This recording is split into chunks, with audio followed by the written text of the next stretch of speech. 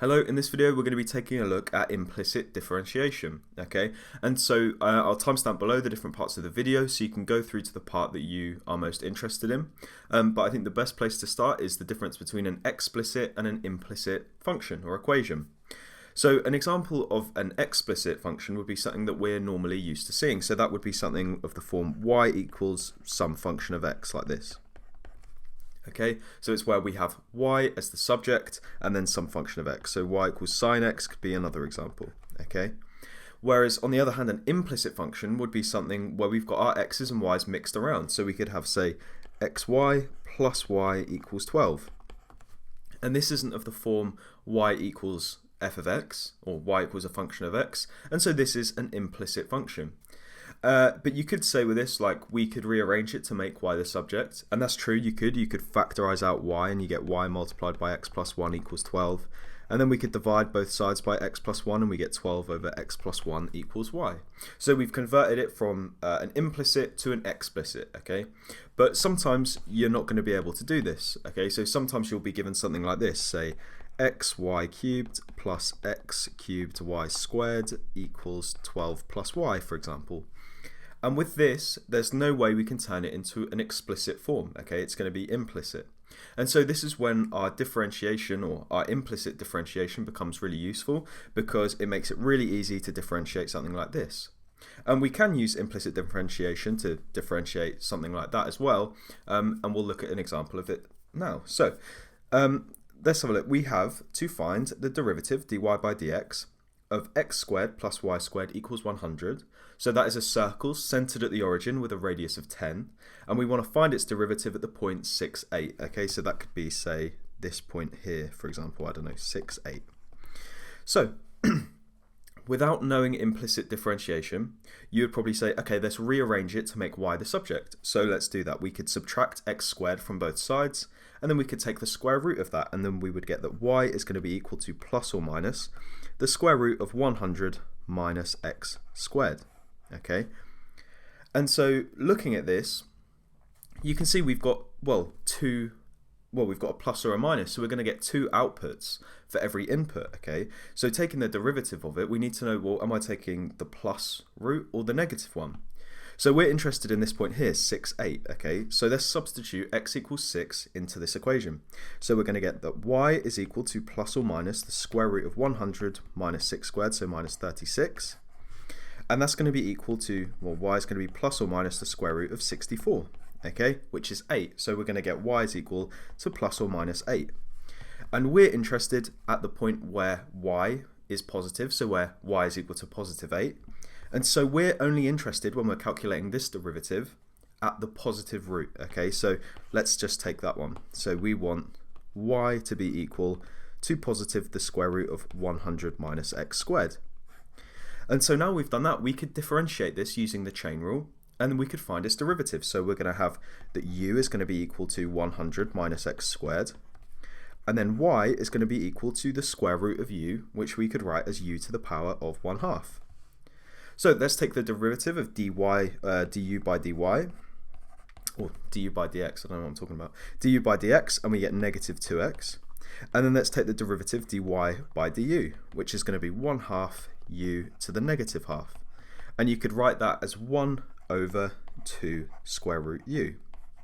So let's multiply these two things together, and we get that dy by dx is going to be equal to negative 2x divided by 2 lots of the square root of u, which is 100 minus x squared. So there we go. And you'll notice that this 2 and this 2 cancel each other out. So we wanted the derivative at the point 6, 8, so when x is equal to 6. So we could say at x equals 6, our derivative, dy by dx, is going to be equal to negative 6 divided by the square root of 100 minus 36, which is, well, the square root of 64, which is going to be 8. So we get 6 over 8 as our derivative. So negative, we could simplify that to negative 3 over 4. Okay. So we found the derivative of the equation of the circle at the point x equals 6 using the chain rule. But let's see how we could do it a lot easier. Okay, and that easier way is going to be using implicit differentiation. So let's draw a line like this, just to separate what we've done. So here's how implicit differentiation works. A derivative is just an operation, so we can add, we could divide, and we can also differentiate. So if I differentiate one side of my equation, I can differentiate the other side, and my equation is still equal. So let's do that here. So we're going to find the derivative, d by dx, okay, of x squared plus y squared. And that's going to be equal to the derivative, d by dx, of 100. And so with differentiation, we can just differentiate term by term. Okay, hopefully we've seen that before. So this is actually the same as the derivative, d by dx, of x squared, plus the derivative, d by dx, of y squared, and that's going to be equal to the derivative, d by dx, of 100. So the derivative of x squared with respect to x, that's just 2x, so let's write that in, 2x, plus the derivative with respect to x of y squared. Well, I'll leave that for a second, just because we'll talk about that, because this is really what the difference is. And then we've got the derivative of a constant, which is 100, so that's 0. Okay, so how do we take the derivative of y squared with respect to x? Okay, well, the way we're going to do it is with the chain rule, because y, we can imagine, is just some function of x. So if we look at the top here, we said that, say, y was equal to, I don't know, 2x squared plus x. And so this y in the equation here, that could just be some equation in terms of x. So we're going to use the chain rule, and I'll give you an example of using the chain rule, okay, just so it helps make a bit more sense. So say we had something like this, y equals x squared plus 2, and that's all squared. And we're going to differentiate this using the chain rule. So we're going to have u equaling x squared plus 2, and y is going to be equal to u squared. So we're going to take the derivative of u, so I'll just write u dash, and that's just going to be 2x.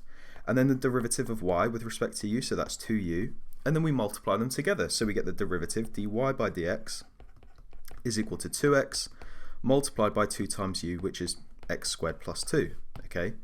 So let's think about what's happening. We're differentiating the inside, okay, of whatever our function is, and that's here. So we've differentiated the inside, and then we've differentiated this outer part here, and you can see that's this part here where we've just brought down the 2, okay, and this I guess we could call the outside.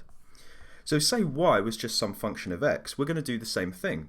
So we're going to differentiate the outside first. So we've got the 2x plus, because we're using the chain rule. So if I differentiated the outside, I'm just going to bring down the power and take one away. So we get 2y.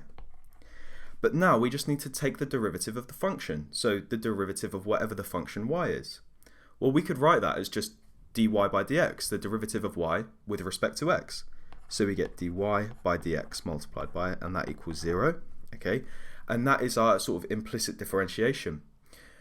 So now to find the derivative dy by dx, all we have to do is just rearrange this to get dy by dx being the subject. So I could subtract 2x from both sides and then divide both sides by 2y. And if I do that, I get dy by dx is equal to negative 2x over 2y. And these 2's cancel out, and we get x, negative x over y. And we want the derivative at the point 6,8, so let's substitute that in. So at the point 6,8, dy by dx is equal to negative 6 over 8, which is equal to, we'll write it here, negative 3 over 4. And you can see that our derivatives are the same regardless of the method that we used. But the implicit differentiation method works if we can't rearrange it for y. And this also makes it a bit simpler, I think. So let's take a look at a slightly more complex example. Or actually first, let's take a look at practicing taking the derivatives of y. Because, okay, the general rule says that if I wanted to take my derivative with respect to x of a function that's given in y, you just differentiate it as if it was in terms of x. So this first example here, I'm just going to times by the power, take one away, so we get 2y, and then just stick a dy by dx on the end. So we get 2y dy by dx. This next example, 4y cubed, times by the power, take one away, so 12y to the power of 2, so 12y squared, put a dy by dx on the end. This last example, the derivative of y to the power of negative 3 times by the power, take one away from the power, put a dy by dx on the end. That is literally all we're doing with implicit differentiation. And so you could get, I mean, one more example could be, say we wanted to find the derivative d by dx of e to the power of y. Well, the derivative of e to the x is just e to the x, so the derivative of e to the y is just e to the y, stick a dy by dx on the end, okay? So that's how we're taking the derivative, if you just want a quick sort of summary of it. But I wanted to show you this because I thought it was important to see how we can use the chain rule to calculate it. So let's have a look at this slightly more complex example. Okay, we need to find the derivative of x squared plus x cubed y squared, and that's going to equal 70 plus xy at the point 2, 3. So remember the first step, we're going to take the derivative of each individual term. So we're going to find d by dx of x squared, and then add on the derivative d by dx of this x cubed y squared. And don't worry too much about that for now, because I'll talk about how to do that. Plus the derivative of 70 plus the derivative of xy. So first part, very easy. The derivative of x squared with respect to x is just 2x. But how can I calculate the derivative of x cubed y squared? Well, all we're going to do is use the product rule, which says that I take the derivative of x cubed, and then I multiply that by y squared, and then I'm going to add on to that the derivative of y squared plus or multiplied by x cubed. Okay, so we're just doing the product rule. So let's do it. So the derivative of x cubed is just 3x squared, and I multiply that by y squared. And then I'm going to add on to that the derivative of y squared, well that's just 2y, dy by dx, multiplied by x cubed. And that's going to equal the derivative of 70, which is 0, plus the derivative of xy. And we're going to do the same thing. So the derivative of x is 1, multiplied by y just gives me y, and then I add on to that the derivative of y, which is dy by dx, multiplied by x. Okay?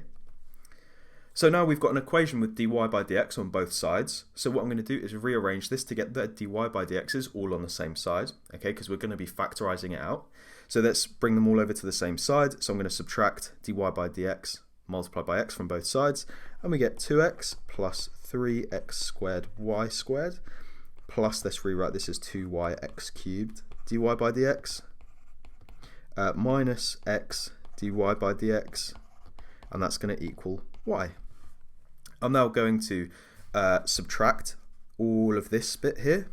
So we've just got the dy by dx part on its own, and so we're going to get 2yx cubed dy by dx, subtract x dy by dx, and that's going to equal y, subtract 2x, subtract 3x squared y squared. And now to get dy by dx on its own, I'm going to factorize it out. So we're going to get dy by dx multiplied by 2yx cubed minus x, and that's going to equal the right hand side. So let's write that out quickly.